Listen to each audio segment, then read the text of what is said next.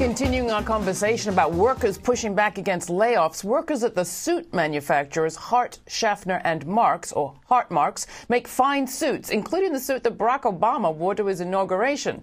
Now they're facing layoffs. If Wells Fargo Bank goes through with its plan to liquidate the business, some 500 workers will be out of a job. And the workers are threatening to sit down and not leave until Wells Fargo, a bank that received $25 billion in taxpayer dollars as bailout money, agrees to change course.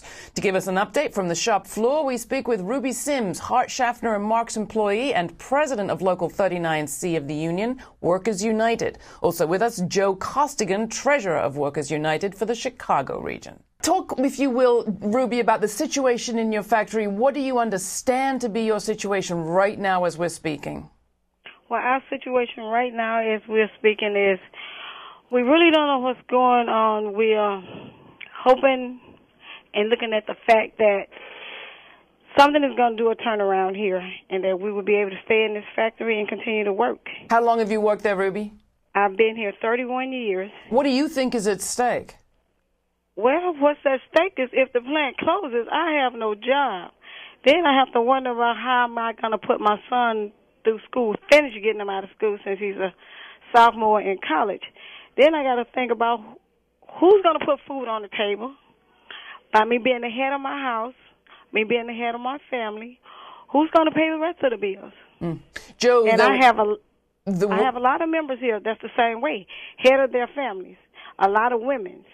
So our issues are who's looking out for us. It's not that we don't want to work. We come to work every day.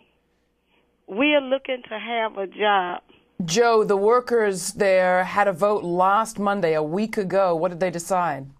Well, they decided that if Hartmarx, which is a long-time company that's been making high-quality apparel products in this country for over 120 years, if the banks push to try to liquidate this company, that we will stand and fight, and that we will do whatever it takes to make sure that these jobs of thousands of apparel workers who work for this company across the country are not liquidated. Now, the bank in this question, in this occasion, is Wells Fargo. They got something like $32 million in bailout funds, or was that $25 billion rather? $25 billion bailout funds. What's their justification for refusing to extend credit to Hartmarx today?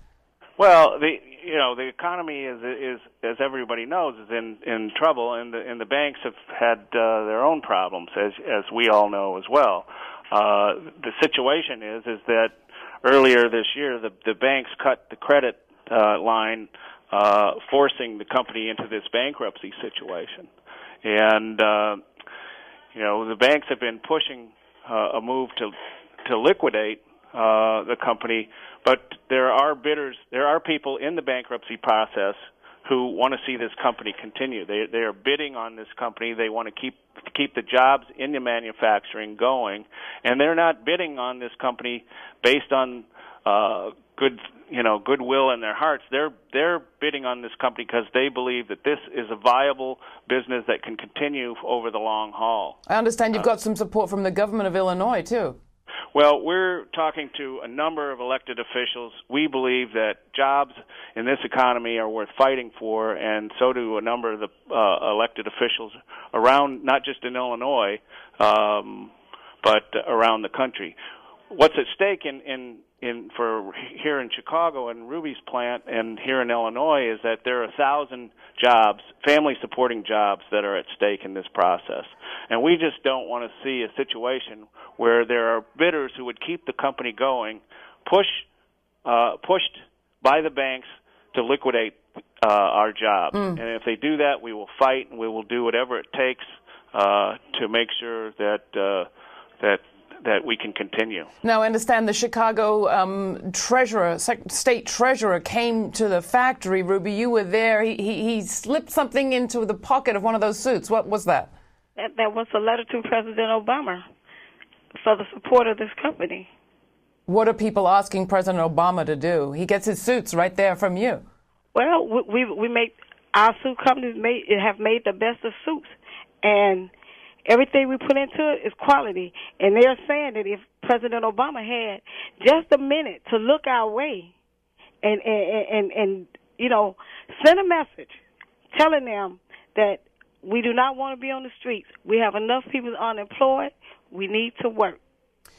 We were just talking with some people from Republic Windows and Doors, also in Chicago, who occupied their own plant last December to secure some of the rights and benefits they'd been promised if they were ever laid off. The struggle there has paid off. A lot of the workers have actually been retained, and there's a new owner that's recognizing the union. Is that a way you might go, Ruby? Is that something you've considered? That's something that we have very much considered. Our thing is we understood everything that they felt. And our thing is they did right. That you stuck up for what you believed in. And all the thing came out was something good. That other company that bought that plant they was in decided to give them a chance. And that's all we're asking. We're asking for a chance. Do you think your community and your families would support you if you decided to break the law and occupy the plant? Well, in order to break the law, in this case, I think my family would stand by me. What do you think is the appetite there, Joe, for a move like that one that made by the folks at Republic Windows and Doors? Well, they set the stage for the fight that we're in, and the situation is that we're in a difficult economy, and workers are fighting to be able to survive in that difficult economy. We have a situation here where people who want to take over and bid and run the company. They want to keep manufacturing jobs going. This is the process should not lead to liquidation. The process should be able to go forward with bidders who would take this company long into the future. This company has been around for 120 years, as I've already said, and the company's been through some of the worst economic conditions that we've seen in this country in the past 120 years. The Great Depression, the horrible Reagan recession of the 1980s, and every other downturn for 120 years. They've survived that. We can survive this as well. What can viewers do if they want to support you, Ruby? They can just let us their support. Write letters to congressmen and your representatives, asking them to do something, help us out. Ruby Sims, give us that support. Ruby Sims, thank you so very much. Ruby is one of the organizers there at the Hartmarx factory. She's president of Local 39C and a shortage worker there. Thank you so much, Ruby. Also with us, Joe Costigan, the local union treasurer. I appreciate you both taking part in the program today. Thanks for taking the time from your work.